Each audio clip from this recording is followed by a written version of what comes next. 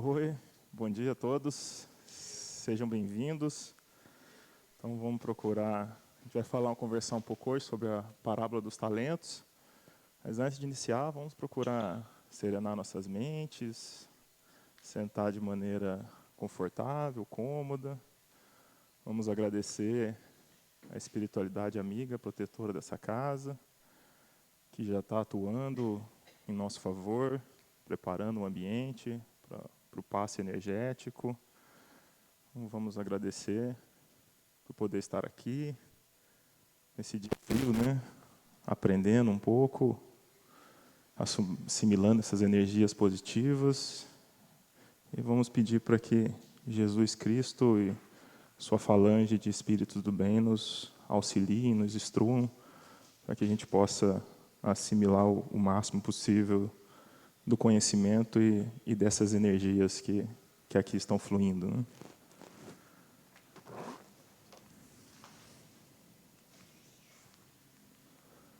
Então, a parábola dos talentos, vamos primeiro falar um pouco o porquê da parábola, né? O primeiro ensino que a gente já tem, o ensinamento de Jesus, era por que ele falava em parábolas, né? A parábola, Gandhi tinha uma colocação poética, né, bonita sobre a verdade, que ele falava que a verdade é dura e resistente como o diamante, mas delicada como a flor de pessegueiro. E com isso ele queria dizer que se a gente usa dessa verdade como um martelo, né, com o propósito de ferir, de humilhar, de machucar alguém, ela perde o seu propósito, perde seu sentido. Então essa verdade tem que ser trazida às pessoas de uma maneira leve, de uma maneira tranquila, para que não ofusque, não machuque ela. Então por que em parábolas, né? Porque a mente que deseja iluminar não pode ofuscar.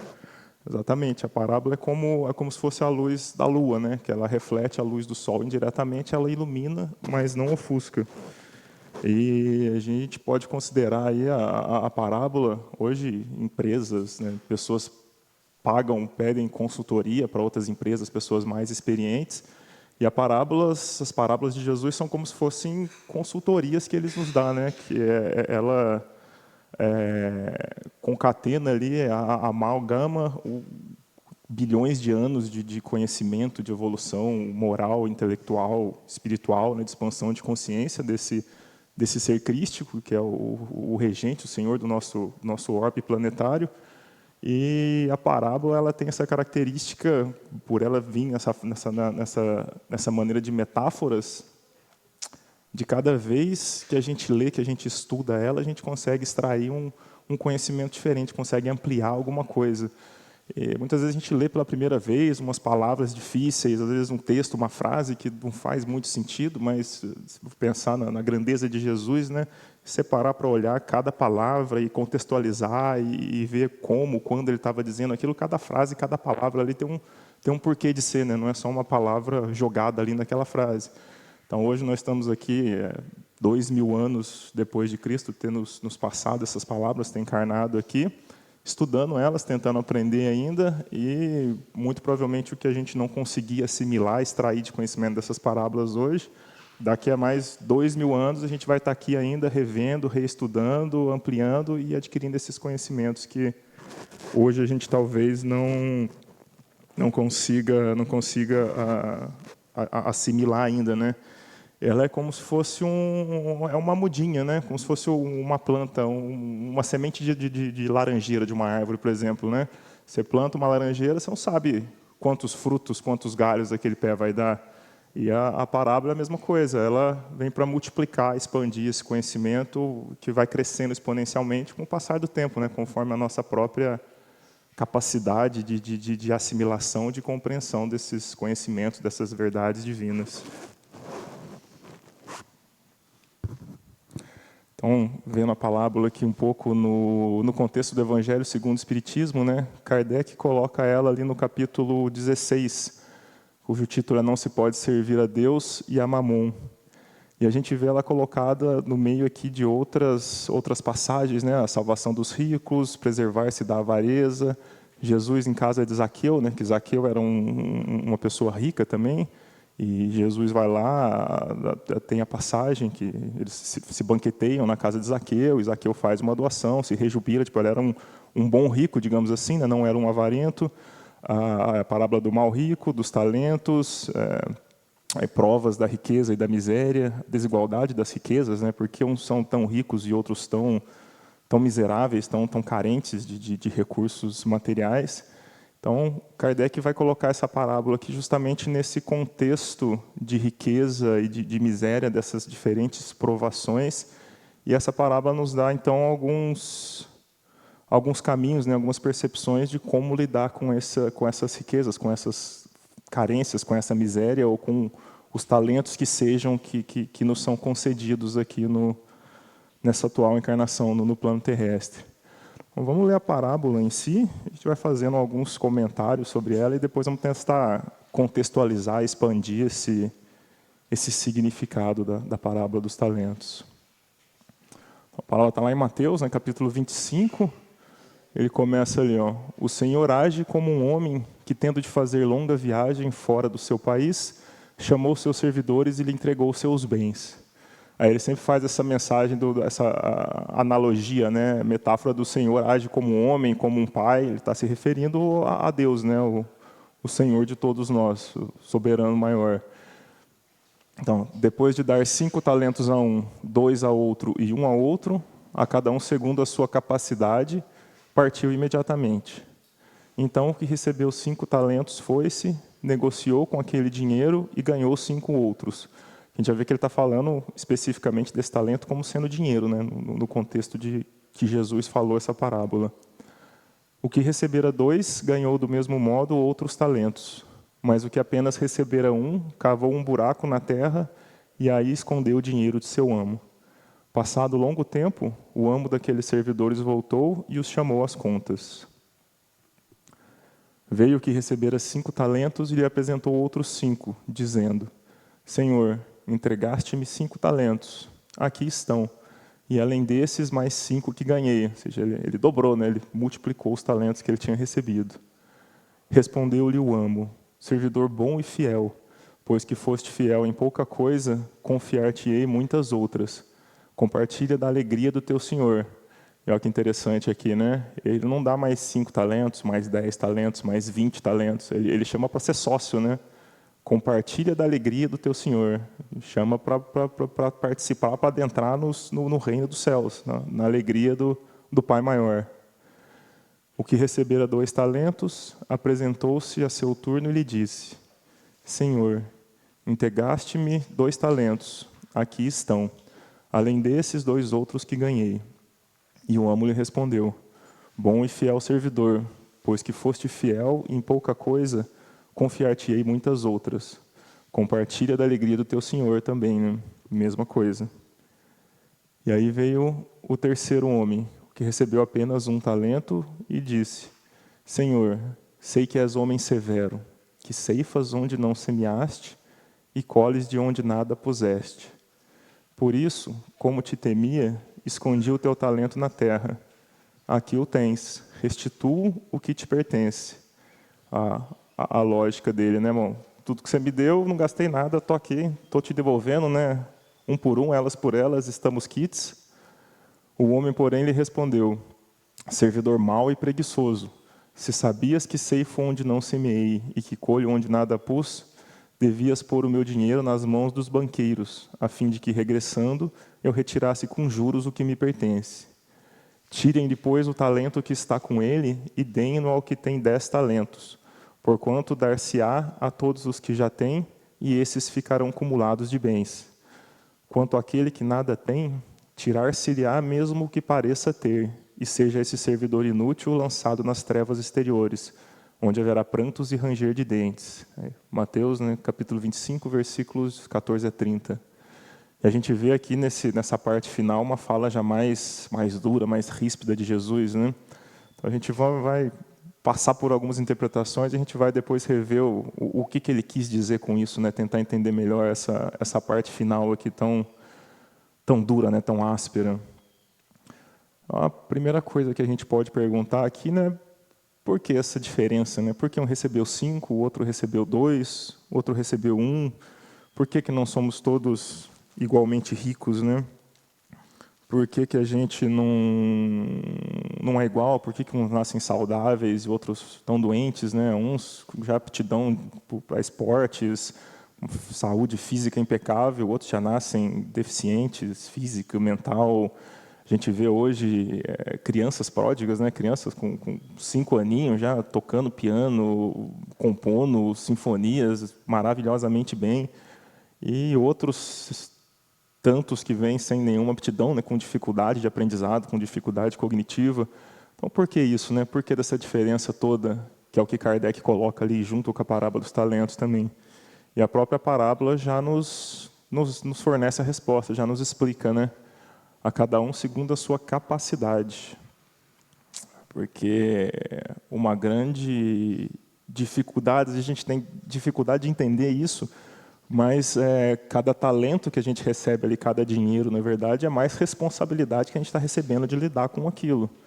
Então, quem não tem capacidade de carregar 10 quilos, se receber 100 quilos, obviamente vai ficar sobrecarregado com aquilo. Então, Jesus dá, né, Deus dá, a providência divina dá a cada um de acordo com a sua capacidade. E essa capacidade a gente desenvolve, vem desenvolvendo ao longo dos anos, das eras, com o passar das reencarnações. Se a gente, numa existência anterior, já mostrou a capacidade de lidar com um certo talento, com um certo desafio, como ele coloca lá depois do final, o bom servo que me serviu no pouco vai me servir no muito, então a gente recebe mais talentos para conseguir também desenvolver aquilo, lidar bem com aquilo e usar esses talentos para fazer realmente a vontade do Senhor, né? A vontade do nosso Pai aqui na Terra, no plano material. Então, sempre o trabalho, a fidelidade a Deus, aos propósitos divinos, e com esse trabalho, né, me remete também a lei do trabalho, a lei da evolução, da prosperidade. Então, com o trabalho, a fidelidade aos propósitos, aos desígnios divinos, recebemos a recompensa de compartilhar dos bens do Senhor, dos reinos dos céus e de mais talentos, conforme vamos voltando aqui, reencarnando nesse processo de autoaprimoramento, né, de autodesenvolvimento ao qual todos estamos sujeitos. Aí vamos ver um pouco, saindo do contexto do Evangelho segundo o Espiritismo, tentar colocar isso um pouco mais no contexto ali de Jesus Cristo, né? Na época que ele viveu, que ele nos deu essa parábola, essas bênçãos, essas pérolas de sabedoria. A parábola está ali no capítulo 25 do Evangelho de Mateus, que compõe os textos que a gente conhece como o sermão profético, que eles falam basicamente da preparação para o reencontro com Jesus, né? Que aí tem várias interpretações, alguns entendem que Jesus vai voltar para a Terra, reencarnar, que ele prometeu, né, disse que voltaria, e a gente pode interpretar também que o reencontro com Jesus seria aqui no que a gente trabalha, que a gente conhece no Espiritismo, né, como a passagem, o fim desse ciclo evolutivo, da transição planetária. Não sei se todos estão familiarizados com esse termo, que no Espiritismo ele divide de maneira didática, né, os mundos em vários tipos de acordo com a sua evolução espiritual, né, sua evolução moral como um todo. Então, tem os planetas primitivos, que são planetas onde a animalidade, o instinto impera. Imagina a Terra dezenas de milhares de anos atrás, há 100 mil anos atrás, é um planeta basicamente animalesco, né, onde os instintos comandam. Aí o segundo mundo seria um mundo de prova e expiações, que é esse que a gente está vivendo agora, que existe o bem, mas o mal ainda sobrepõe o bem. A violência, as doenças, o medo, ainda sobrepõe o bem que existe. E a gente está aqui numa transição planetária, passando de um planeta de provas e expiações para um planeta de regeneração, onde ainda vai existir o mal, mas o bem vai superar esse mal, né? Não vai ter mais tantas catástrofes, tantas doenças, tanto sofrimento, quanto temos hoje. Então, a gente pode ler, né, ver esse sermão profético, essas parábolas ali do capítulo 25, como sendo uma preparação, né, um guia para essa transição planetária aí. E pensando no nível de inspiração, de auxílio que o evangelista Mateus ali, né, esses textos são atribuídos ao apóstolo Levi. Imagina a inspiração espiritual, né, que ele teve para compor esse evangelho, para escrever essas parábolas, essas passagens de Jesus. E não por acaso ele colocou essas 3 parábolas juntas, né? A parábola das 10 virgens, dos talentos e do julgamento das nações. Se a gente parar para analisar, ali tem uma sequência, tem um porquê disso.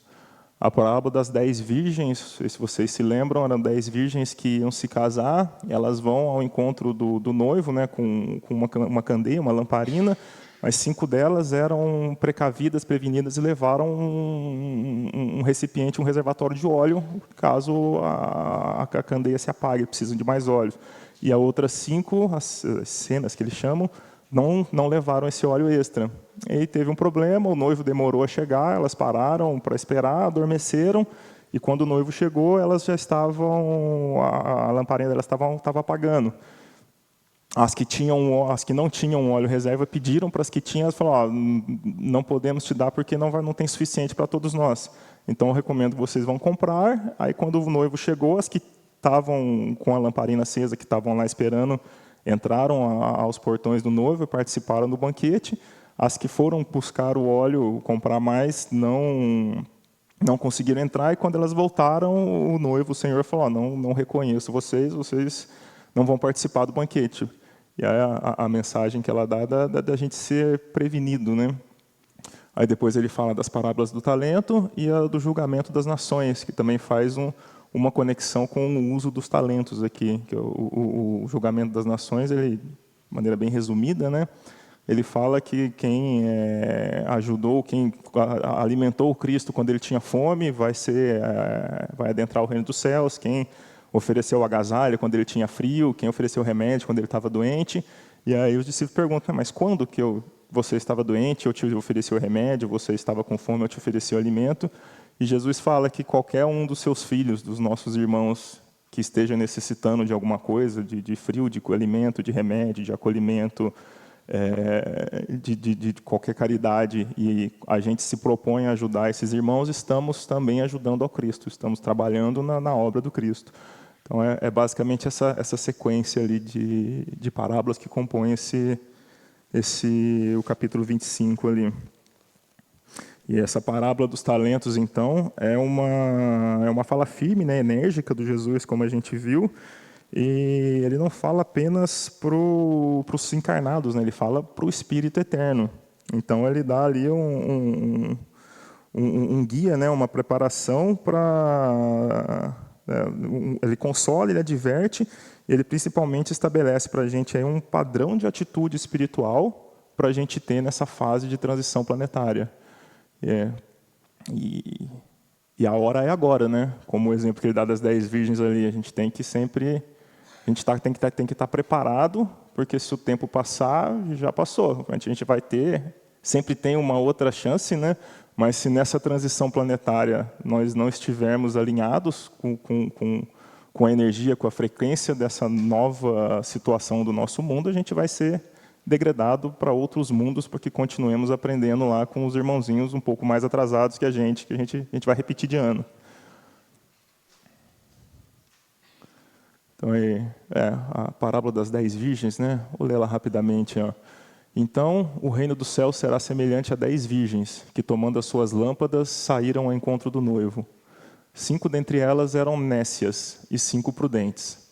As nécias, tomando as suas lâmpadas, não levaram azeite consigo, mas as prudentes levaram azeite em suas vasilhas, juntamente com as lâmpadas. Tardando o noivo, toscanejaram todas e adormeceram. Mas à meia-noite ouviu-se um grito: eis o noivo, saí ao seu encontro. Então se levantaram todas aquelas virgens e prepararam as suas lâmpadas. Disseram as nécias às prudentes: dai-nos o vosso azeite, porque as nossas lâmpadas estão se apagando. Porém as prudentes responderam: talvez não haja bastante para nós e para vós. Ide antes aos que vendem e comprai-o para vós. Enquanto foram comprá-lo, veio o noivo. As que estavam apercebidas entraram com ele para as bodas e fechou-se a porta. Depois vieram as outras virgens e disseram: Senhor, Senhor, abre-nos a porta. Mas ele respondeu: em verdade vos digo que não vos conheço. Portanto, vigiai, porque não sabeis o dia e nem a hora. Essa é a mensagem principal aqui, né? Ser precavido e o vigiai aqui, ó. Não sabemos o dia nem a hora. Então a gente deve esperar sempre o melhor, né? Sempre buscando o melhor, mas está sempre preparado para o pior. A gente nunca sabe o que pode acontecer, nem quando que um problema, uma catástrofe vai acontecer, né? A gente tem essa ilusão de controle, não, está tudo sob controle, eu sei o que está acontecendo, mas na verdade a gente nunca tem controle de nada, né? O controle é só uma ilusão. Eu estou aqui falando hoje, saudável, eloquente, mas aí vem uma dorzinha de garganta e já acaba com isso, né? Você pode estar se gabando, não, eu sou enérgico, ativo, faço um monte de atividade física, e corro, vou para um lado e vou para o outro e trabalho. Aí vem uma coisinha boba, uma inflamaçãozinha no nervo ciático e você está de cama. Então, a gente não tem, na verdade, controle de nada, né? A roda da vida vai passando, a gente tem sempre que esperar o melhor, né? Fazer por merecer o melhor, mas também está preparado aí para o pior que vier, porque a gente nunca sabe do dia de amanhã, né? Quando nem quando os problemas, as catástrofes, os imprevistos vão acontecer.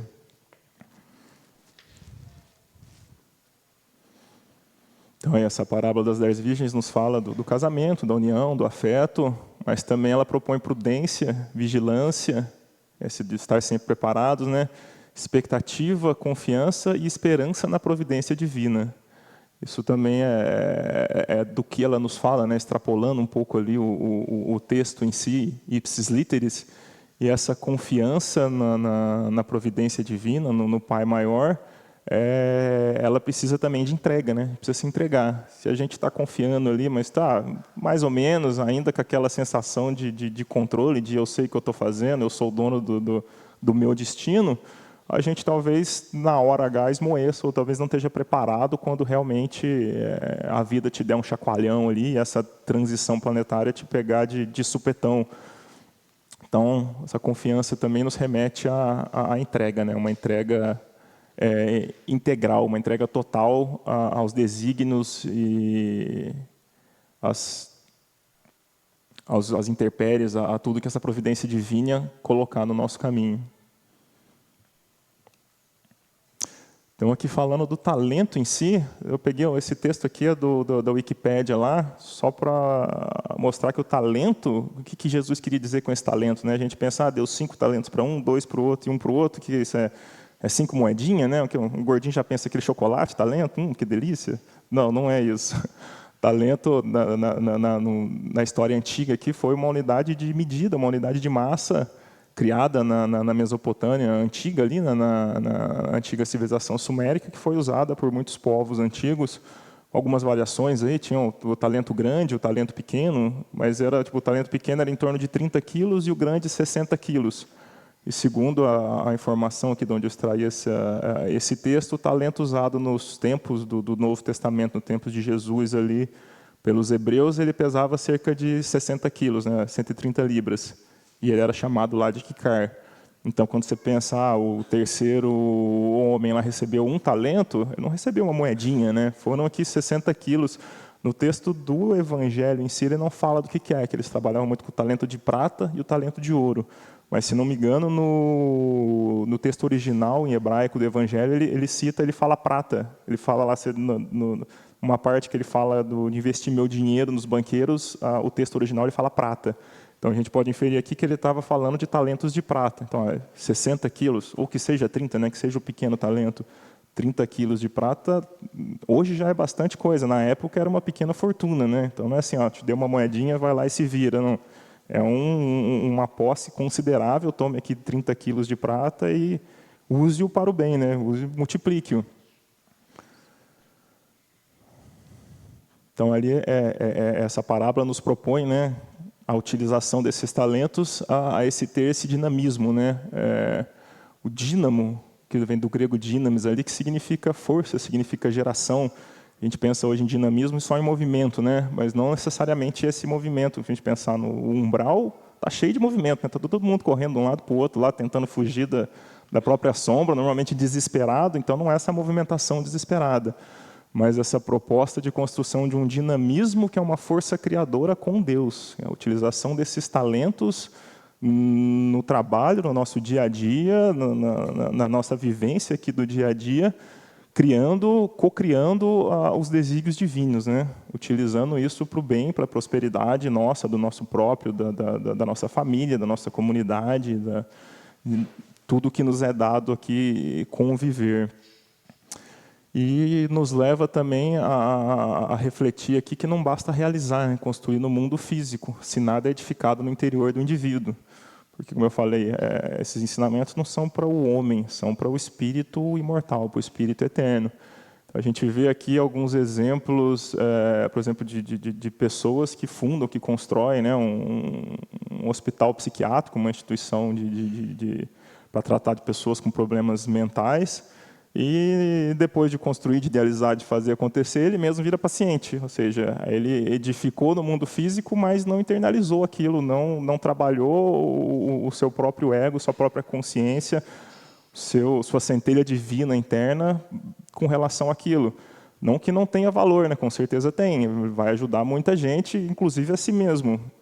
Mas a proposta aqui dessa criação, dessa força criadora com Deus, é tanto externa, que ele fala na multiplicação dos valores, de utilizar esses talentos aqui no plano material, mas também interna. A gente precisa utilizar esses talentos, edificá-los no nosso interior, né? Aí já não pensando num talento como o dinheiro em si, mas como um dom, como uma habilidade, como uma capacidade que cada um de nós temos de trabalhar com qualquer coisa que nos vem à mão, que o destino coloque no nosso caminho. Porque a vida nos envolve, né? Como se fosse uma dança. E a gente, embora não tenha controle de nada, a gente que vai levando essa vida, essa dança, de acordo com nossos pensamentos, nossas atitudes, de acordo com o que buscamos.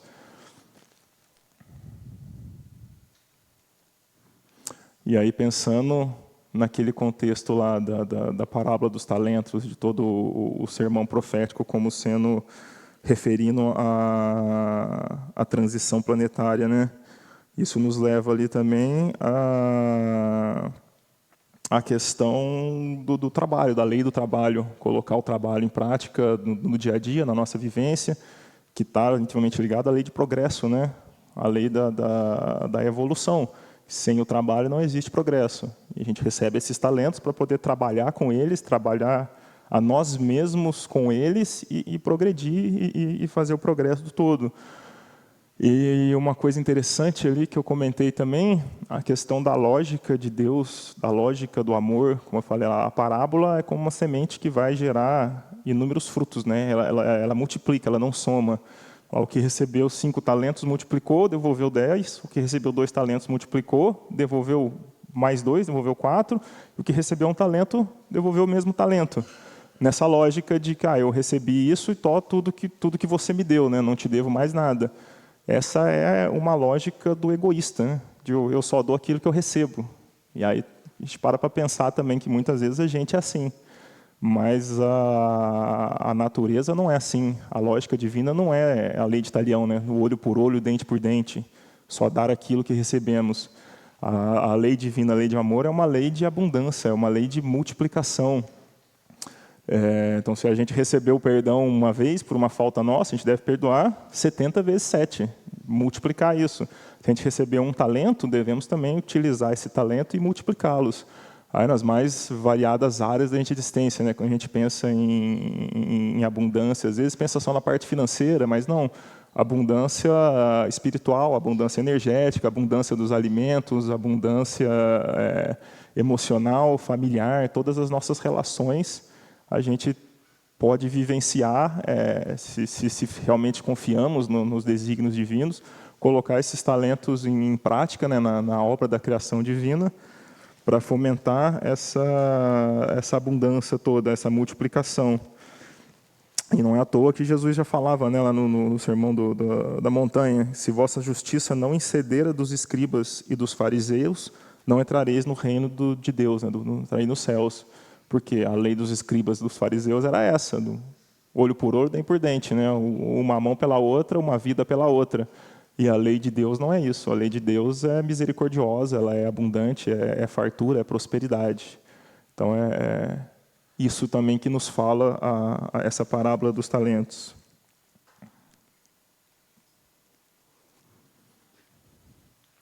E aí a gente, com essa visão da parábola dos talentos no contexto da migração planetária, a gente pode entender um pouco melhor aquela parte final, né, mais áspera, que Jesus nos fala lá. Tirem-lhe, pois, os talentos que está com ele e deem-no ao que tem 10 talentos. Porquanto dar-se-á a todos que já têm, e esses ficarão cumulados de bem. Quanto àqueles que nada têm, tirar-se-lhe-á mesmo que pareça ter, e seja esse servidor inútil lançado nas trevas exteriores, onde haverá prantos e ranger de dentes. Aqui, com essa perspectiva da transição planetária, a gente é levado a ter aquilo. Se a gente conseguiu fazer o bom uso dos nossos talentos, multiplicá-los, né, atendemos às expectativas, nós vamos continuar aqui desfrutando desse mundo regenerado, onde o bem sobrepõe o mal. Mas se a gente ainda incorre no erro, a gente ainda está praticando o mal, a gente não sabe fazer bom uso desses talentos todos que a misericórdia divina nos concede, nos empresta, que ele fala seja lançado às trevas exteriores, onde haverá prantos e ranger de dentes. É justamente a questão da migração, né, da degregação planetária, que não sei se vocês conhecem o livro, por exemplo, Exilados de Capela, conta alguns milhares de anos atrás, quando a gente estava nessa transição do mundo primitivo para um mundo de prova e expiação, muitos espíritos de um mundo que estava vivendo uma outra transição mais evoluída, lá eles estavam nesse erro, né? São os homens que lá não conseguiram utilizar os talentos que lhes foram dados, então eles foram degregados para a nossa Terra.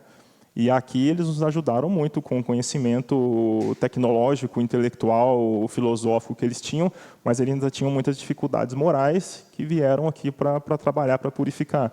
E o mesmo vai acontecer aqui com a gente. Agora nós estamos recebendo espíritos superiores que estão ajudando a trabalhar essa transição planetária. E os espíritos que aqui estão, que não conseguiram fazer lição de casa, não passaram de ano, vão para mundos mais atrasados, onde eles têm a possibilidade de continuar aprendendo, continuar se desenvolvendo, sem atrapalhar os que já fizeram a lição de casa aqui e já passaram de ano, né?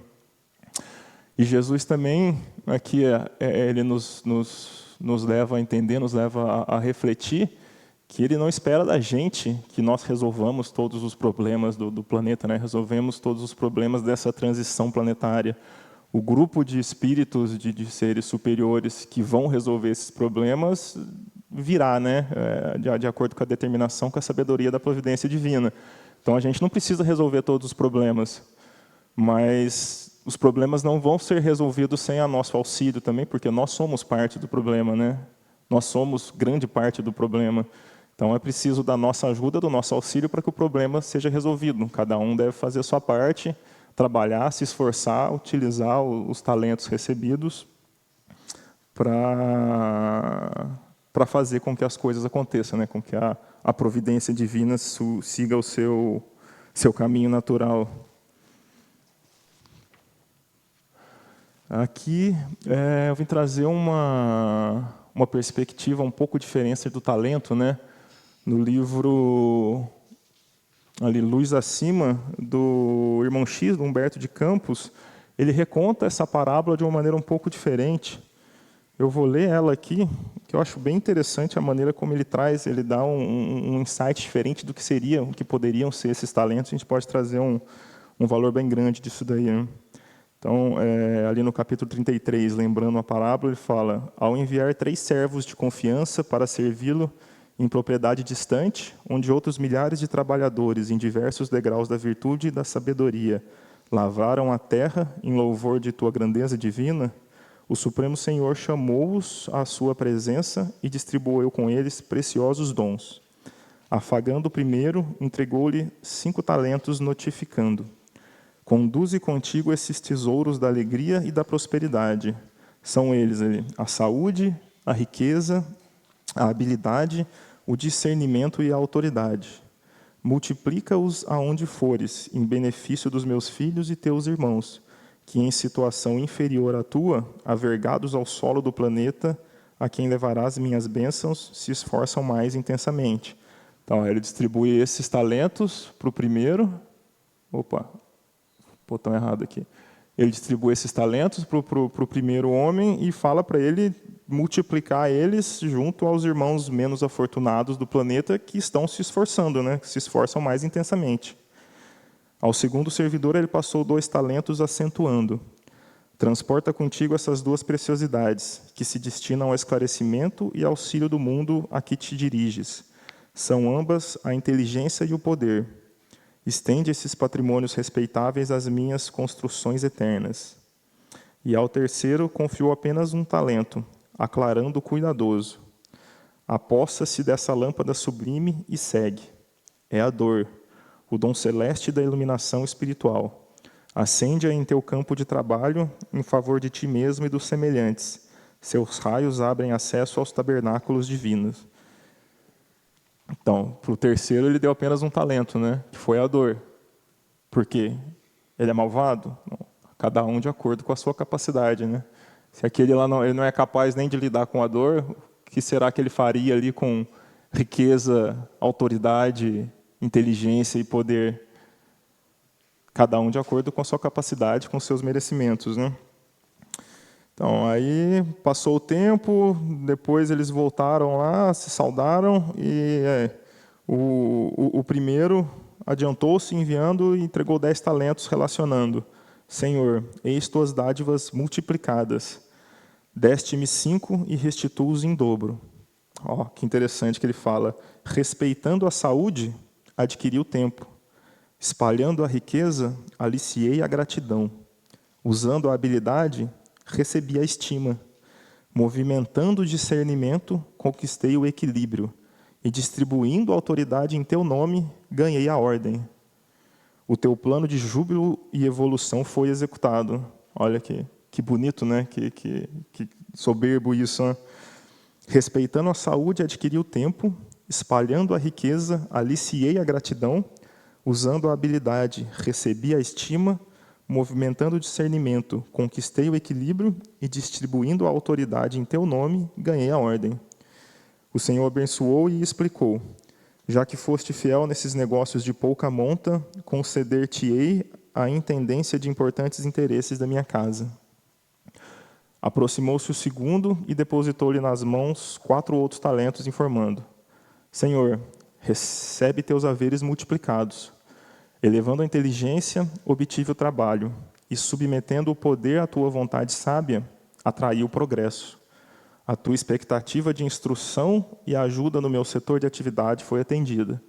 Então, também foi sábio, soube usar ali o poder para atrair o progresso, e a inteligência para obter o trabalho, e fez ali o desígnio do Senhor, né? Usou de maneira adequada esses talentos. O pai louvou-lhe a conduta e falou contente: já que revelaste lealdade no pouco, ser-te-á conferido muito nas grandes tarefas. Que é, de novo, a capacidade, né? Ele conseguiu demonstrar com poucos talentos, da próxima vez vai receber mais, na expectativa de conseguir fazer muito mais com aquilo. E logo após acercou-se o terceiro e último servo da expedição, e devolvendo intacto o patrimônio que recebera, notificou: Senhor, recolhe de volta a indesejável herança que me deste. Sei que és austero e exigente, que colhes o que não semeias e que ordenas por toda parte. Experimentando enorme dificuldade para aguentar a carga que me puseste nos ombros, temendo-te o juízo, escondi-a na terra e reponho-a agora em tuas mãos. Essa dádiva é um fardo difícil de carregar. Constitui-se desagradável recordação por onde passei.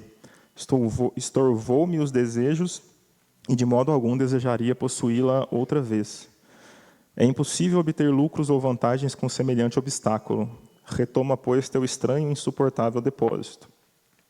O poderoso contemplou-o triste e falou enérgico: servo mau e infiel, como poderias multiplicar minha bênção, se nem ao menos te deste ao esforço de examiná-la? Como iluminar o caminho, se mantiveste a lâmpada apagada? Tua ociosidade transformou alguns gramas de serviço benéfico em várias toneladas de angústia que doravante pesarão sobre ti. Criaste fantasmas que nunca existiram, multiplicaste preocupações e receios que te levaram a gritar e espernear como simples tolo no avançado círculo de minhas obras.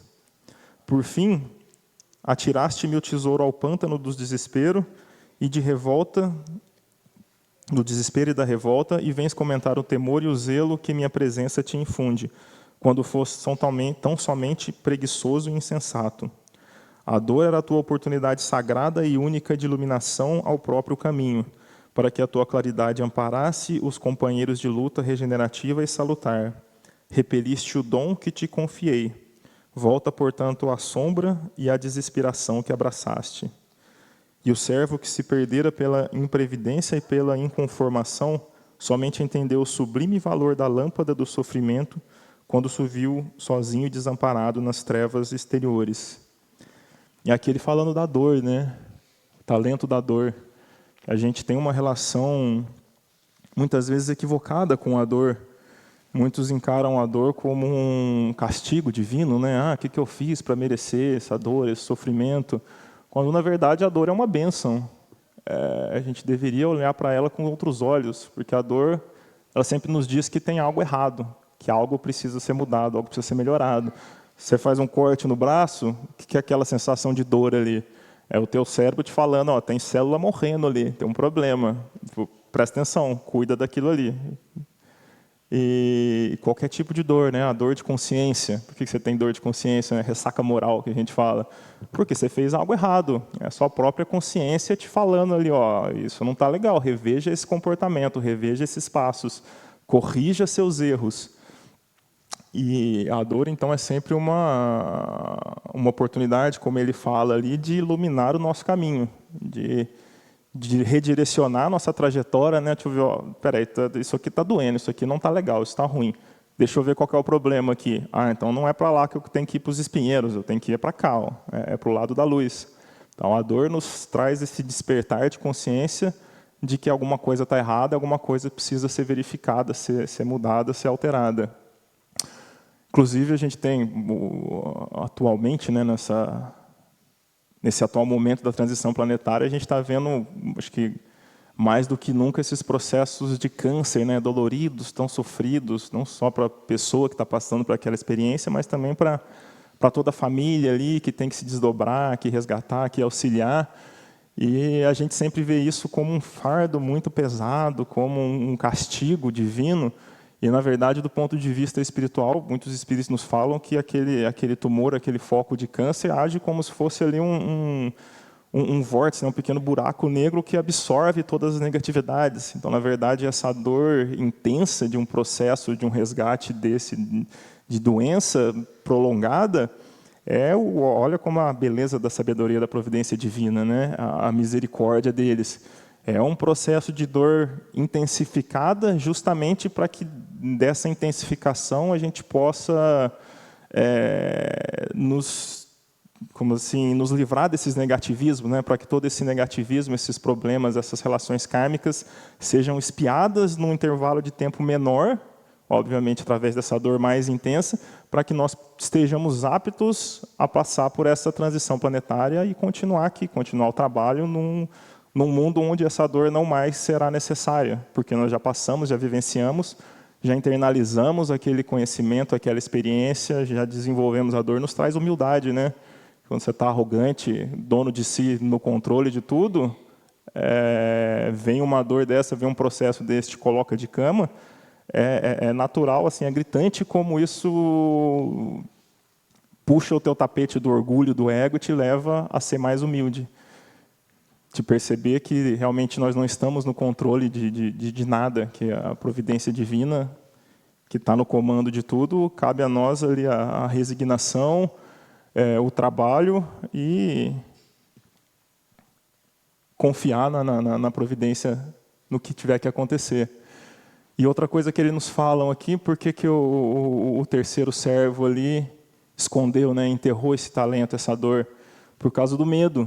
O medo de utilizar ela, o medo do mau uso. Ele nem chegou a explorar essa dor para ver o que ela poderia iluminar, o que ela poderia fazer.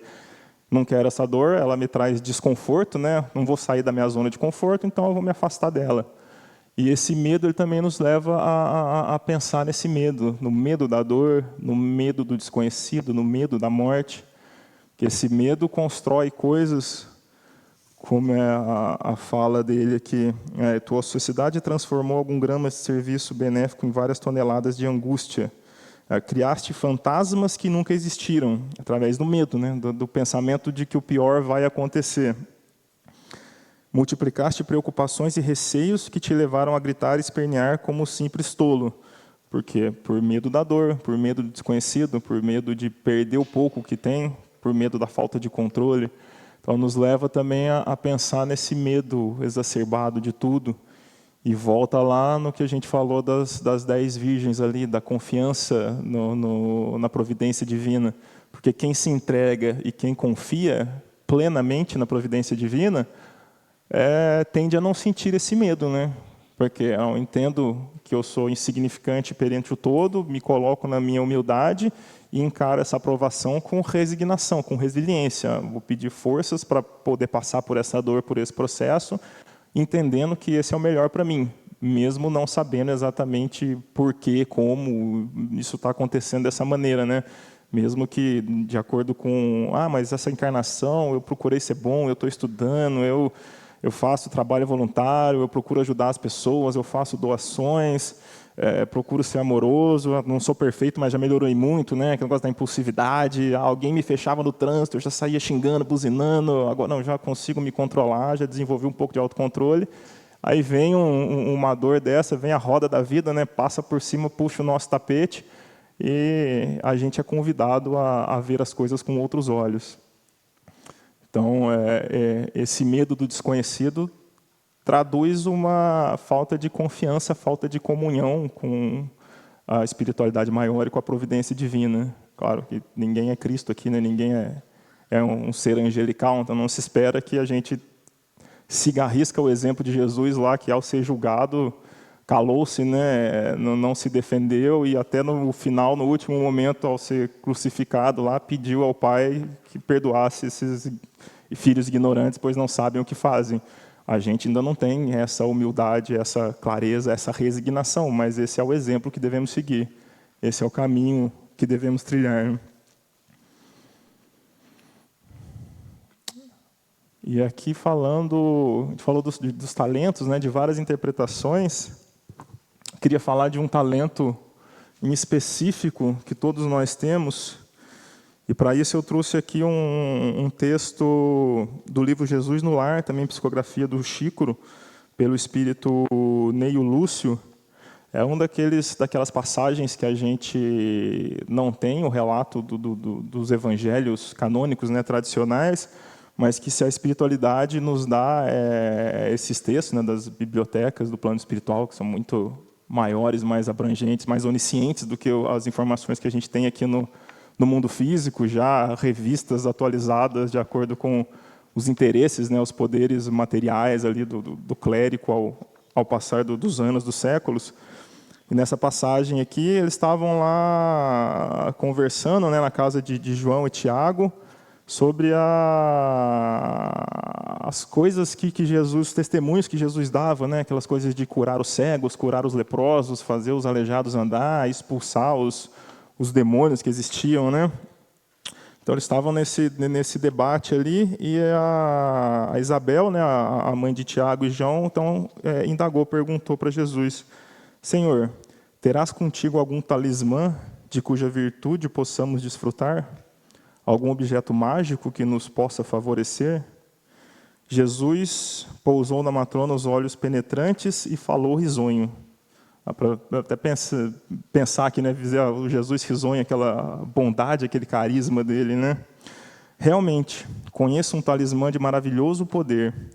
Usando-lhe os milagrosos recursos, é possível iniciar a aquisição de todos os dons do nosso Pai. Oferece a descoberta dos tesouros do amor que resplandecem ao redor de nós, sem que lhes vejamos, né? Talvez nossa visão obscurecida, deturpada aqui pela matéria grosseira, pelos nossos próprios pensamentos tumultuosos, não conseguimos vislumbrar. Esse talismã nos ajuda a ver esse amor, esses recursos, né? De pronto, sem que lhes vejamos de pronto a grandeza. Descortina o entendimento, onde a desarmonia castiga os corações. Esse talismã abre a porta às revelações da arte e da ciência. Estende possibilidades de luminosa comunhão com as fontes divinas da vida. Convida à bênção da meditação nas coisas sagradas. Reata relações de companheiros em discordância. Discerra passagens de luz aos espíritos que se demoram nas sombras. Permite abençoadas sementeiras de alegria. Reveste-se de 1000 oportunidades de paz com todos. Indica vasta rede de trilhos para o trabalho salutar. Revela 1000 modos de enriquecer a vida que vivemos. Facilita o acesso da alma ao pensamento dos grandes mestres. Dá comunicação com os mananciais celestes da intuição. Talismã poderoso esse, né? Aí, que mais? Disse o Senhor, imprimindo ênfase à pergunta, né, de maneira retórica. E após sorrir complacente, continuou.